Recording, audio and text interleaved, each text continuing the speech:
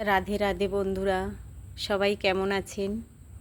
আশা করি সবাই ভালো আছেন।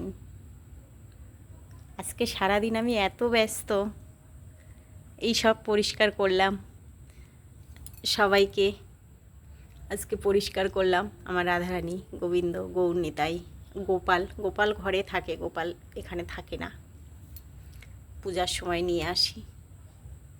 সবাইকে পরিষ্কার করলাম, কারণ জন্মাষ্টমী চলে এসছে।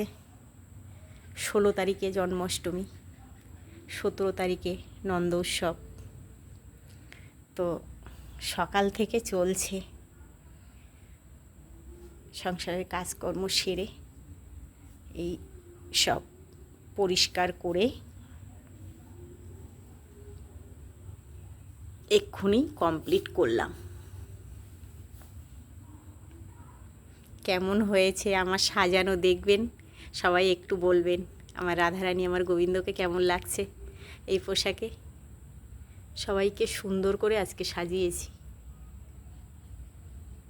কেমন হয়েছে বলবেন সবাই।